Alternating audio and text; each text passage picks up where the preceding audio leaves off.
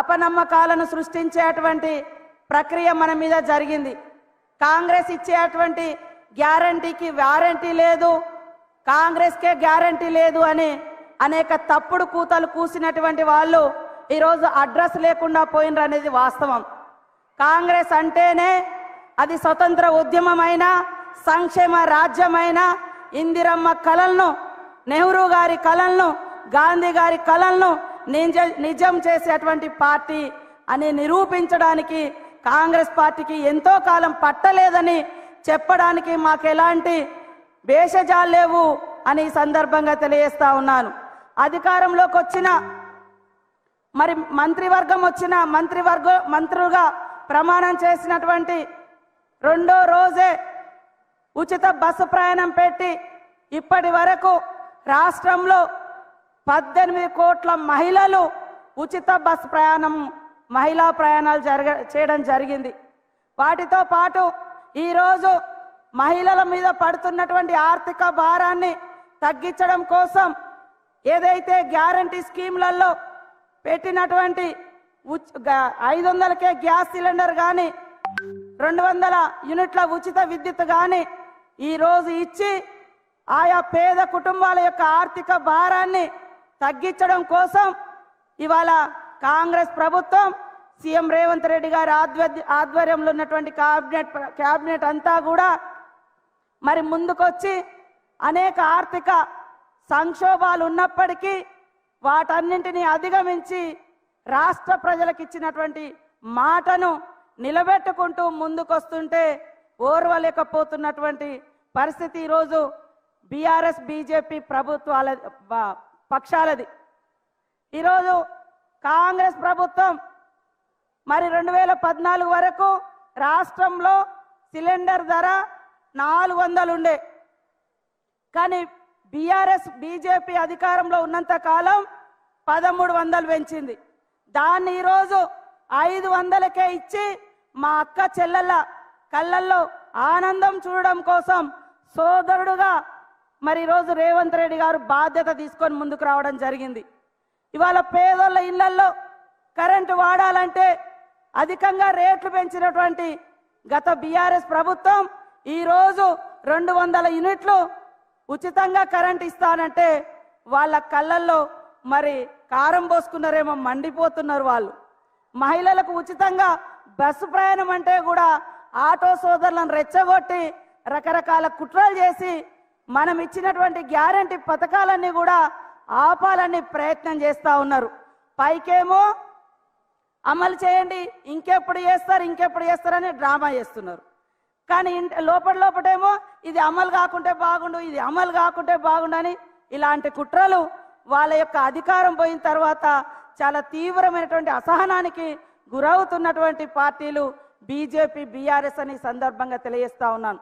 Congress party చరిత్ర చూస్తే పేద వర్గాల పార్టీ, మహిళా నాయకత్వం కలిగినటువంటి పార్టీ, పేదలను అందలం ఎక్కించిన పార్టీ, అధికారంలోకి తీసుకొచ్చిన పార్టీ, ఆడవాళ్ళను ప్రధానులు చేసిన పార్టీ, రాష్ట్రపతులను చేసిన పార్టీ, మరి స్పీకర్లను చేసిన పార్టీ, మహిళలకు స్థానిక సంస్థలలో 50% రిజర్వేషన్ ఇచ్చినటువంటి పార్టీ, మహిళల యొక్క విద్యా వ్యవస్థను బాగు చేయడం కోసం విద్యా హక్కులు తీసుకొచ్చినటువంటి పార్టీ. ఈరోజు మహిళలకు స్వయం సేవక సంఘాలు ఇంత పటిష్టంగా అమలవుతానికి కారణం ఆ రోజు 1992లో మరి మహిళా గ్రూపులను ఏర్పాటు చేసి ఆర్థికంగా బలోపేతం చేయడం కోసం మహిళా సంఘాలను సంఘటితం చేసిన పార్టీ కాంగ్రెస్ పార్టీ. ఆర్థికంగా, రాజకీయంగా, సామాజికంగా ఆడవాళ్ళు ముందంజలో ఉన్నప్పుడే సమాజం బాగుంటుందనేటువంటి లక్ష్యంతో కాంగ్రెస్ పార్టీ ఆనాటి నుంచి ఈనాటి వరకు స్వతంత్ర ఉద్యమంలో కానీ, సంక్షేమ రాజ్యంలో కానీ, మరి చట్టసభల్లో కానీ, గ్రామ సర్పంచ్ల కాడి నుంచి వార్డు మెంబర్ల వరకు అన్ని రంగాలలో బలోపేతం చేసినటువంటి పార్టీ కాంగ్రెస్ పార్టీ. అదే గత ఉన్నటువంటి ఈ పార్టీలు బీజేపీ బీఆర్ఎస్ పార్టీలు మహిళలు అంటే మరి కేవలం ఓటు బ్యాంకుగా వాడుకొని ఆ రోజు కాంగ్రెస్ ప్రభుత్వం మహిళల కోసం అభయాస్తం తెస్తే ఆ డబ్బులను కూడా వాడుకున్నటువంటి దారుణమైన చరిత్ర గత ప్రభుత్వాలది. కాబట్టి కాంగ్రెస్ పార్టీ అధికారంలోకి వచ్చిన నాటి నుండి మరి సీఎం రేవంత్ రెడ్డి గారు అడుగడుగున మహిళలను ఎలా బలోపేతం చేయాలి, వాళ్ళను ఎలా సంఘటితం చేయాలి, వాళ్ళకి ఎలాంటి స్వయం ఉపాధి కల్పించాలి, వాళ్ళకి ఎట్లా తక్కువ ధరలో మరి నిత్యావసర వస్తువులు అందించాలి అనేటువంటి లక్ష్యంతో పనిచేస్తున్నాం.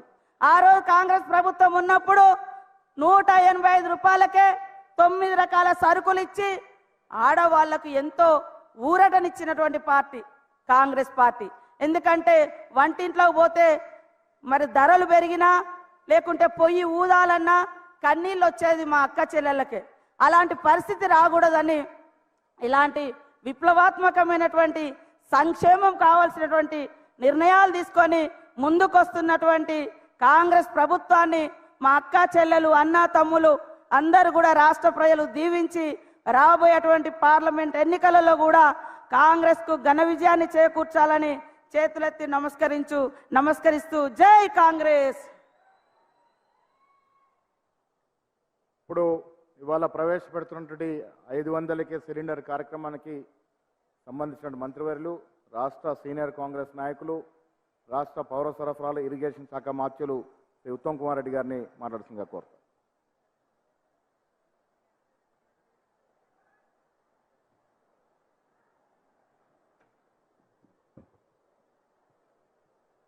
గౌరవ ముఖ్యమంత్రి వర్యులు రేవంత్ రెడ్డి గారు, గౌరవ ఉప ముఖ్యమంత్రి వర్యులు బట్టి విక్రమార్క గారు, గౌరవ ఏఐసిసి ఇన్ఛార్జ్ శ్రీమతి దీపా దాస్ మున్షి గారు, వేదికను అలంచిన మంత్రివర్యులు, శాసన సభ్యులు, శాసన మండలి సభ్యులు, ఈ చేవెళ్ళ సభలకు వచ్చేసిన అక్కలు, చెల్లెళ్ళు, అన్నలు, తమ్ముళ్ళు అందరికీ నమస్కారం.